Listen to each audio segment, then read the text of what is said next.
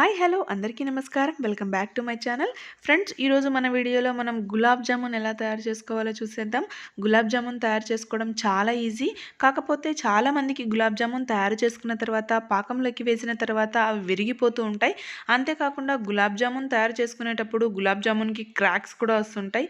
అలా విరిగిపోకుండా క్రాక్స్ రాకుండా స్మూత్గా టేస్టీగా గులాబ్ జామున్ ఉండాలి అంటే ఎలా తయారు చేసుకోవాలో చూద్దాం. చూసే ముందు ఫస్ట్ టైం కనుక నా ఛానల్ చూస్తున్నట్టయితే ప్లీజ్ నా ఛానల్ని సబ్స్క్రైబ్ చేసుకోండి. ఇప్పుడు ఎలా తయారు చేసుకోవాలో చూద్దాం. ఇక్కడ నేను 1 కప్పు ఇన్స్టాంట్ గులాబ్ జామున్ పౌడర్ని తీసుకున్నాను. మీకు నచ్చిన బ్రాండ్ని తీసుకోవచ్చు. ఇక్కడ నేను నాకు నచ్చినటువంటి బ్రాండ్లో 1 కప్పు ఇన్స్టాంట్ గులాబ్ జామున్ పౌడర్ని తీసుకున్నాను. ఇప్పుడు ఈ పౌడర్లోనికి అదే కప్పుతోనే 1/2 కప్పు మిల్క్ వేసుకుంటున్నాను. సో ఇవి కాచి చల్లార్చినటువంటి పాలు. మనం 1 కప్పు పౌడర్ తీసుకున్నాం కాబట్టి 1/2 కప్పు మిల్క్ దీనికి కరెక్ట్గా సరిపోతుంది. ఈ విధంగా యాడ్ చేసుకున్న తర్వాత ఈ పిండిని మనం బాగా మెత్తగా కలిపేసుకుందాం. చూసారు కదా, ఈ విధంగా బాగా మెత్తగా కలిపేసినటువంటి పిండి పైన ఇప్పుడు మనం ఒక మూత పెట్టేసి ఈ పిండిని 15 నిమిషాల పాటు నానబెట్టుకోవాలి. ఇది నానే అంతలోపు మనం దీనికి కావలసినటువంటి పాకం ఎలా తయారు చేసుకోవాలో చూద్దాం. దానికి స్టవ్ వెలిగించి బాండ్లీ పెట్టేసుకొని దానిలోనికి 1 కప్పు షుగర్ వేసుకున్నాను. మనం ఏ కప్పుతో అయితే పిండి తీసుకున్నామో అదే కప్పుతో షుగర్ వేసుకున్నాను. ఆ షుగర్లోనికి అదే కప్పుతో 2 కప్పుల వాటర్ని యాడ్ చేసుకుంటున్నాను. మనకి ఈ విధంగా 2 కప్పుల వాటర్ని యాడ్ చేసుకోవడం వల్ల వచ్చేటువంటి పాకం 1 కప్పు పిండికి పర్ఫెక్ట్గా సరిపోతుంది. ఇప్పుడు దీన్ని సన్నని మంట మీద చక్కెర మొత్తం కరిగేంత వరకు కలుపుకుంటూ ఉండాలి. మనకి ఇది తీగ పాకం రావాల్సిన అవసరం లేదు. చక్కెర మొత్తం కరిగిపోతే సరిపోతుంది. జస్ట్ మనం ఇలా ముట్టుకొని చూసినప్పుడు చేతికి మనకి బంకగా తగిలితే చాలు. తీగ పాకం అవసరం లేదు.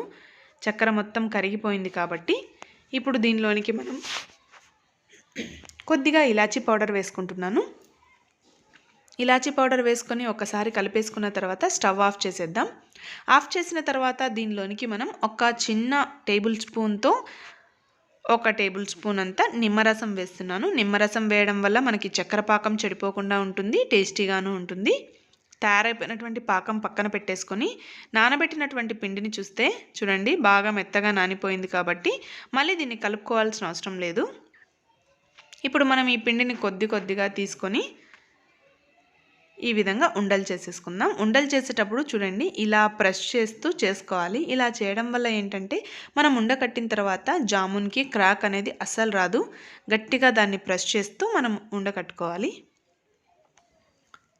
అదేవిధంగా మనకి ఏ సైజ్ అయితే కావాలో ఆ సైజ్ తీసుకొని మనకి ఏ షేప్ కావాలి రౌండ్స్ చేసుకోవచ్చు, లేదంటే ఓవెల్ కూడా చేసుకోవచ్చు. ఈ విధంగా మనం పాలు వేసుకొని కలుపుకోవడం వల్ల మనకి పిండి ఉండ చేసేటప్పుడు కూడా అసలు క్రాక్స్ అనేవి రాకుండానే వస్తుంది. ఇంకొకటి చేసి చూపిస్తాను. ఈ విధంగా పిండి తీసుకున్న తర్వాత ఆ పిండిని మనం గట్టిగా ఇలా ప్రెస్ చేసుకోవాలి. పాలు వేసుకున్నాం కాబట్టి అసలు విరిగిపోదు ఇది. ఈ విధంగా బాగా మనం ప్రెస్ చేస్తూ ఉండ చేసేటప్పుడు కూడా అంతే గట్టిగా దాన్ని ఒత్తుకుంటూ చేసినట్టయితే మనకి అసలు క్రాక్ అన్నదే రాదు జామున్ తయారు చేసేటప్పుడు కూడా. చూడండి ఈ విధంగా మనం రౌండ్ షేప్ని చేసేసుకున్నాం. అదేవిధంగా మనం మిగిలిన పిండి అంతటితో కూడా మనం మొత్తం అన్నీ ఇవి రౌండ్గా ఉండలు కట్టేసుకొని పక్కన పెట్టేసుకున్నాం. ఇప్పుడు చూసినట్టయితే చూడండి మనకు అస్సలు క్రాక్స్ లేవు. ఇప్పుడు వీటన్నింటినీ మనం ఆయిల్లో చక్కగా డీప్ ఫ్రై చేసుకోవాలి కాబట్టి ఒక చిన్న బాండ్లీ పెట్టేసుకొని అందులో మనం డీప్ ఫ్రైకి సరిపడినంత ఆయిల్ వేసుకోవాలి. మీరు కావాలంటే నెయ్యిలో కూడా ఫ్రై చేసుకోవచ్చు, బట్ నేను ఇక్కడ ఆయిల్ మాత్రమే తీసుకుంటున్నాను. ఆయిల్ కొద్దిగా వేడెక్కిన తర్వాత మనం తయారు చేసుకున్నటువంటి జామున్ అంతటిని దీంట్లో వేసేసి సన్నని మంట మీద వీటిని ఫ్రై చేసుకోవాలి.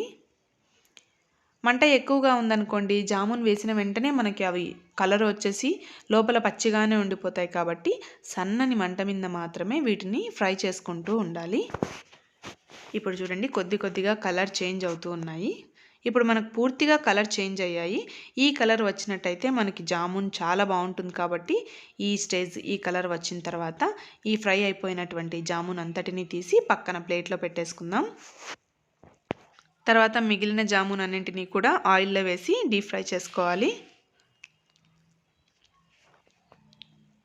ఈ విధంగా ఇవి డీప్ ఫ్రై అవుతూ ఉన్నప్పుడు మనం ముందుగా తయారు చేసి పక్కన పెట్టుకున్నటువంటి పాకం ఏదైతే ఉందో దానిలోనికి ఫ్రై చేసుకున్నటువంటి జామున్ని వేసేసుకోవాలి. పాకం చల్లగా ఉండాలి. జామున్ మాత్రం కొద్దిగా వేడిగా ఉన్నప్పుడే వేసేసుకోవాలి. ఆ విధంగా వేసుకోవడం వల్ల ఏంటంటే పాకం బాగా పీల్చుకొని స్వీట్ అనేది చాలా ఎక్కువగా వస్తుంది. అందుకని తయారు చేసుకున్నటువంటి జామున్లన్నీ దీంట్లో వేసుకొని ఒక్కసారి కలిపేసుకుందాం. తర్వాత మిగిలిన జామున్లన్నిటినీ కూడా మనం ఆయిల్లో వేసేసుకొని వీటన్నింటినీ కూడా ఫ్రై చేసేసుకోవాలి. ఈ విధంగా ఫ్రై చేసుకున్న జామున్లన్నింటినీ మనం పాకంలో వేసేసుకుందాం. ఇప్పుడు మీరు చూసినట్టయితే అన్నీ ఒకే సైజులో చేశాను. కానీ ఇప్పుడు వేసినటువంటి బాల్స్ చిన్నగా ఉన్నాయి. బట్ ముందు వేసినవి బాగా పెద్దగా అయ్యాయి. అంటే మనం పాకంలో వేసిన తర్వాత ఒక 5 మినిట్స్కి అలా అవి సైజ్ కూడా ఇంక్రీజ్ అయిపోతుంది. సో ఇవి కూడా పెద్దగా అయిపోతాయి కొంచెం సేపటి తర్వాత. పాకంలోనికి ఈ విధంగా తయారైపోయినటువంటి జామున్ అన్నీ వేసేసుకున్నాం.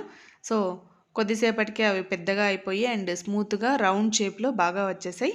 సో చూసారు కదా, చాలా ఈజీగా మీరు కూడా నేను చెప్పినటువంటి ఈ టిప్స్తో గులాబ్ జామున్ తయారు చేసుకోండి. చాలా టేస్టీగా ఉంటుంది అండ్ పాకంలో నుంచి బయటకు తీసిన తర్వాత కూడా అవి అస్సలు విరిగిపోకుండానే ఉంటాయి. ఈ వీడియో నచ్చినట్టయితే నా వీడియోని లైక్ చేయండి, షేర్ చేయండి అండ్ ప్లీజ్ సబ్స్క్రైబ్ చేయడం మాత్రం మర్చిపోకండి. Thanks for watching my videos. Bye.